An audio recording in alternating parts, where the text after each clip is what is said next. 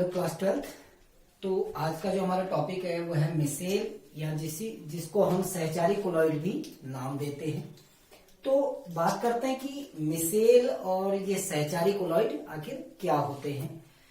तो कुछ पदार्थ हमारी प्रकृति में ऐसे होते हैं जो कम सांद्रता पर, ठीक है ना, अगर सांद्रता कम हो, कुछ पदार्थ ऐसे होते हैं जो कम सांद्रता पर वैद्युत अपघट्य की भांति व्यवहार करते हैं। यानी ऐसे पदार्थ जो निम्न सांद्रता पर या कम सांद्रता पर वैद्युत अपघट्य की भांति व्यवहार करते हैं, और जब सांद्रता बढ़ाई जाती है या जब सांद्रता अधिक होती है तो अधिक सांद्रता पर ये किसकी भांति व्यवहार करते हैं, सांद्रता बढ़ने पर इनका व्यवहार बदलकर वैद्युत अपघटनी व्यवहार से इनका व्यवहार हो जाता है कोलॉइड की भांति। तो ऐसे पदार्थ जो सामान्य ताप पर या हम कहते हैं जो निम्न ताप पर प्रबल वैद्युत अपघट्य की भांति व्यवहार करते हैं, और सांद्रता जब बढ़ती है यानी उच्च सांद्रता पर इनका व्यवहार किसकी भांति हो जाता है, इनका व्यवहार कोलॉइड की भांति हो जाता है। तो ऐसे पदार्थों को हम कहते हैं सहचारी कोलॉइड या इनको मिसेल नाम दिया जाता है, ठीक है ना। जब सांद्रता बढ़ती है तो जो अणु होते हैं वैद्युत अपघट्य के वो आपस में संगुणित होते हैं।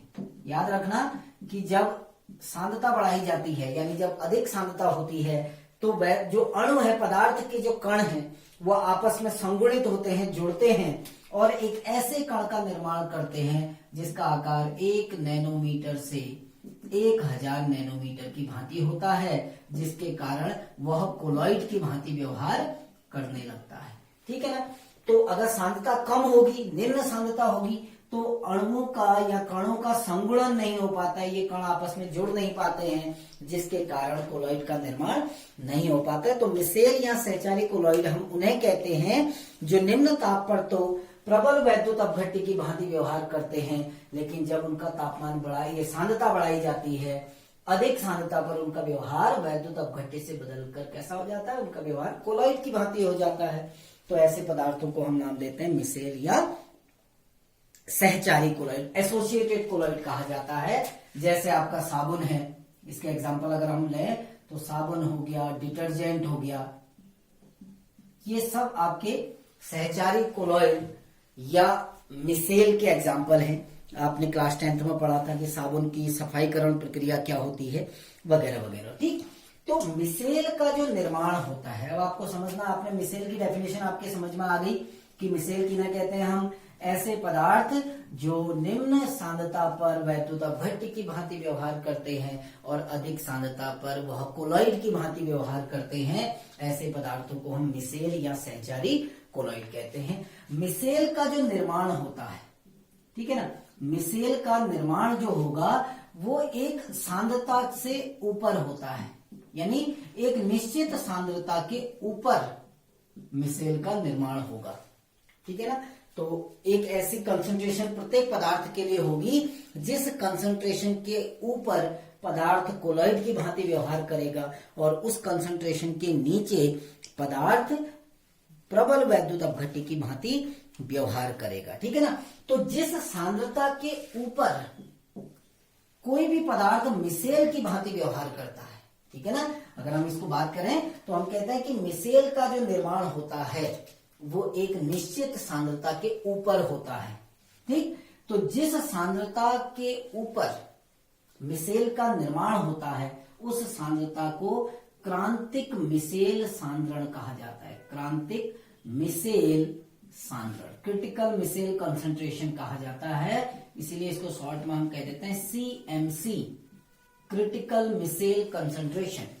जिस सांद्रता के ऊपर मिसेल का निर्माण होता है, क्योंकि हमने डेफिनेशन में यही कहा कि अधिक सांद्रता पर कोलॉइड की भांति और निम्न सांद्रता पर वैद्युत अपघट्य की भांति व्यवहार करते हैं, ऐसे पदार्थों को हम मिसेल कहते हैं। और मिसेल का जो निर्माण होता है वो एक निश्चित सांद्रता के ऊपर होता है ना। जैसे अगर हम साबुन के लिए बात करें तो साबुन के लिए जो CMC का मान है, क्रिटिकल मिसेल कंसंट्रेशन का, वो है 10⁻⁻4 से 10⁻³ मोल पर लीटर।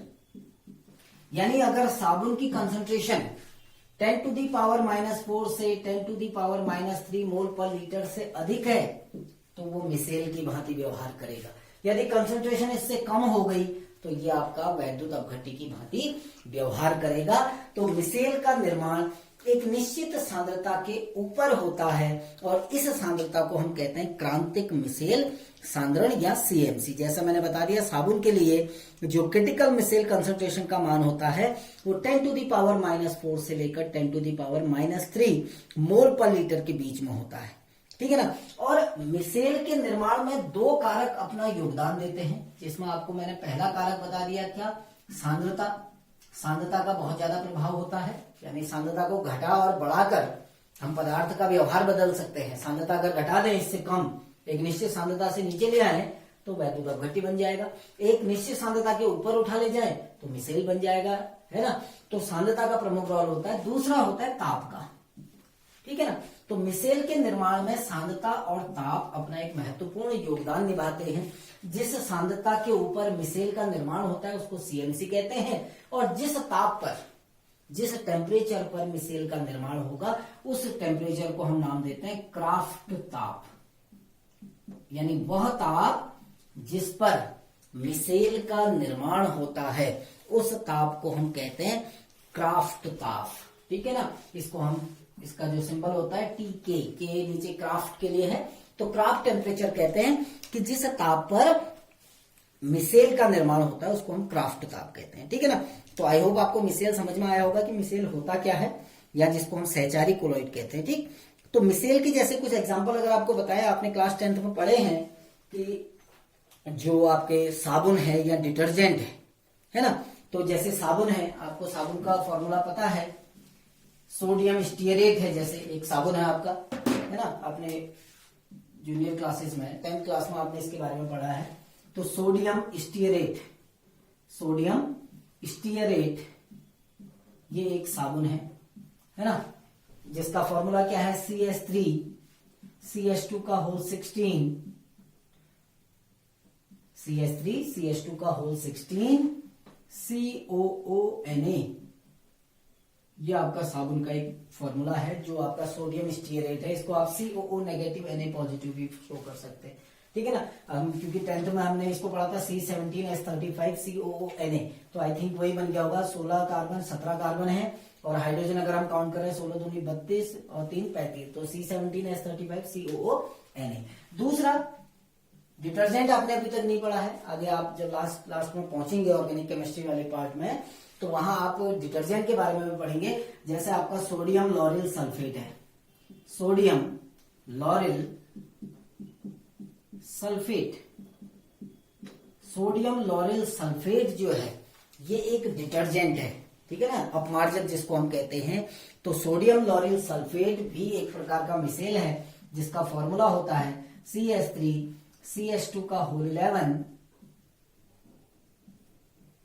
SO4 Na, ठीक है ना। इसका नाम हो गया सोडियम लॉरिल सल्फेट। तो सोडियम लॉरिल सल्फेट जो है वो एक अपमार्जक है, डिटर्जेंट है, लेकिन ये दोनों के दोनों आपके किसके अंतर्गत आते हैं, मिसेल के अंतर्गत आते हैं, ठीक है ना। तो दो आपको मैंने एग्जांपल बता दिए हैं मिसेल की, सोडियम स्टीयरेट और दूसरा है सोडियम लॉरिल सल्फेट। अब मिसेल का निर्माण कैसे होता है, तो अब हम बात करेंगे कि मिसेल निर्माण की क्रियाविधि जो आपने क्लास 10th में पढ़ी हुई है, ठीक है ना। तो इसी में हम आगे बढ़ते हैं अपने नेक्स्ट टॉपिक की ओर, जो है मिसेल निर्माण की क्रियाविधि। मिसेल निर्माण की क्रियाविधि। वैसे मिसेल निर्माण जो होता है वो सामान्यतः एक प्रकार का झुंड है, क्योंकि जब हम साबुन को पानी में घोलते हैं तो साबुन के कण क्या होते हैं, एक झुंड के रूप में एकत्रित हो जाते हैं और उस झुंड को ही हम किसका नाम देते हैं, मिसेल का। तो वही हम पढ़ने वाले हैं, मिसेल निर्माण की क्रियाविधि, किस प्रकार मिसेल का निर्माण होता है, उसकी मैकेनिज्म क्या होती है, उस मैकेनिज्म को हम बात करेंगे। तो थोड़ा सा आपको क्लास 10th का भी रिकॉल होना चाहिए। तो हमने क्या कहा कि जब हम किसी मिसेल सिस्टम को, मिसेल सिस्टम जैसे आपका साबुन है, तो जब हम किसी मिसेल सिस्टम को पानी में मिलाते हैं, जैसे हमने साबुन को पानी में मिलाया तो वह आयनों में विभक्त हो जाएगा। ये तो हमने पढ़ा ही है पहले से। जैसे साबुन का फॉर्मूला क्या था हमारा, अगर मैं इसको शॉर्ट फॉर्म में लूं तो ये था हमारा CH3 CH2 का होल 16 COONA, यही तो था। तो जब हम साबुन को जल में घोलते हैं, यदि हम साबुन को जल में घोलते हैं तो ये अपने आयनों में डिसोशिएट हो जाता है, आयोनाइजेशन होगा। तो आपको दो टाइप के आयन मिलेंगे, पहला मिलेगा CH3 CH2 का whole 16 COO negative plus Na positive. तो इसी प्रकार तो डिसोसिएशन होगा, एक पॉजिटिव आयन मिलेगा, एक नेगेटिव आयन मिलेगा। तो जब हम किसी मिसेल सिस्टम को जल में घोलते हैं तो वो जो मिसेल सिस्टम है वो आयनाइज हो जाता है, विभक्त हो जाता है। दो प्रकार के आयन मिलते हैं, एक धनायन और ऋणायन। और इसमें जो ये नेगेटिव आयन है यही मिसेल को फॉर्म करता है, यानी ये जो ऋणायन है, जो नेगेटिव आयन है, इसके दो पार्ट होते हैं। आपको पता है नेगेटिव जो आयन है उसके दो पार्ट होते हैं। एक, अगर हम इसको बनाएं इस तरीके से बनाएं, एक छोटा सा मैं डायग्राम बना रहा हूं, COO नेगेटिव। तो एक तो आपके पास हाइड्रोकार्बन की टेल है। अब ये समझना, यहां पर कार्बन है और हाइड्रोजन है, प्रत्येक स्थान पर कार्बन और हाइड्रोजन व्यवस्थित है।